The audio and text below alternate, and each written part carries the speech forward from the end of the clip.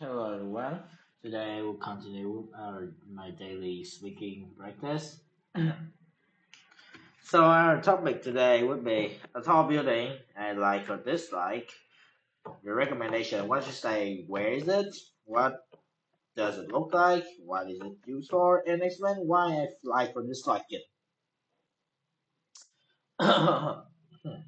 Yeah, so and today I really want to talk to you about a building in my city that I actually like is the Landmark 81, which is the current tallest building in Vietnam. It's located in Ho Chi Minh City, which not and it's not really too far away from the Saigon River, so it's visible from many parts of the city. I first visited it about a year ago with a group of friends. And I was really curious because everyone had been talking about how modern and impressive it was. So our group decided to check it out. When we approached that and saw it up close, I was really amazed.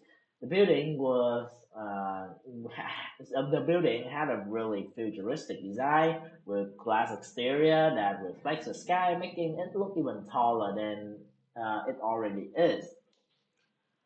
When we move inside, I thought it basically looked like a mini cities. There are shopping malls, restaurants, cafes, offices, and even a sky deck where can you see the entire city from above. And I have to say, I paid quite a lot to go up there, but the view was really worth it. It was incredible, especially at night when all the lights are on. And the things I like the most of the buildings is that it feels really organized and clean, and it offers a nice and it's offer me like sorry, and then move on. So the reason why I like the building, first of all, it's one is the pride, is because it's the pride of our country, and we're really proud that we our country was able to build a really tall building, and it represents how fast our city is developing in the moment. It's not, yes, and it's not just a tall building. I think it's a symbol for modernity and ambition for our futures and national development. And every time I look it far away from my house, I feel proud that my city has something so iconic, just like its name, Landmark 81. Okay, I think that's all. Next, we will have five part three question. The first one should be, have you ever lived in a high-rise building? No, actually, I have never stayed in a high-rise building. Even though I have visited some of my relatives who live in apartment, high-rise apartment for about for many times per year.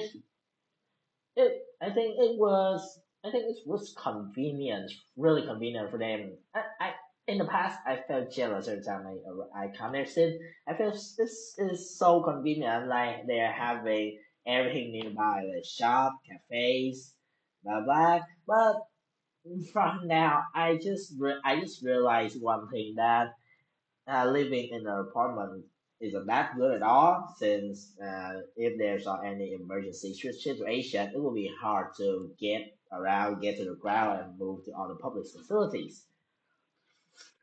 The second question, what impact do you think climate had on architectural design?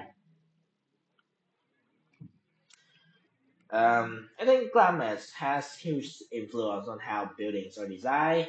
In hot and wet or humid regions, architects often use features like large windows, natural ventilation, and heat-resistant material to keep the building cool.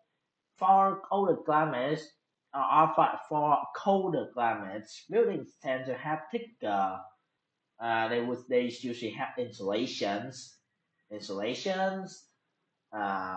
insulation to retain the heat, and also climate also affect the choice of materials. For example, wood is really common in the drier areas, while concrete and steel are preferred in places with heavy rainfalls or really strong winds.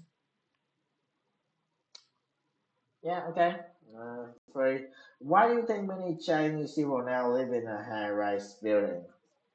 Oh, there's actually various reasons for it. But first of all, we'll say that the rapid urbanizations of the country and the land, and the land there was also limited to as the city grows, more people will move into the cities and more people will live there.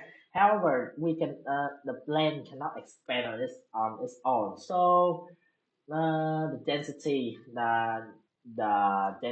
of the cities will just rise, and it leads to the situation where there are less land than people, so they will need to build it upward, like build high-rise buildings so that they could contain all the peoples. Yes. Okay. Forbidden. In the future, will Chinese prefer high-rise building or house? I think the preference will remain a mix, but higher building will probably continue to dominate the major cities. Urban areas always and will always still our space will be still be facing the population pressures. So the vertical living will remain the most practical solutions. The third question: Why do you think some people desire their own home? Oh, I think that it really depends on the people who want to design. First of all, they have the knowledge of architectures, but also the architectural style they use for their own design really reflects maybe their personality, lifestyle, and their values. Like custom design helps allow them to choose the layout, their own layout, material, and style that suits what they actually need. For example, um, if they want to have a light with natural air sunlight, they would choose the house that have windows. And if they want it to always be cool, they could choose different insulating materials. And also, some people really enjoy the creative process of creating their own things and building something unique.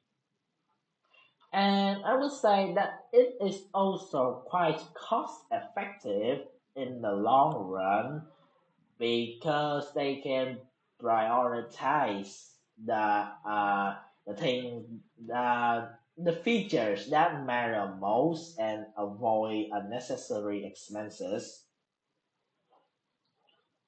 Ah, that would be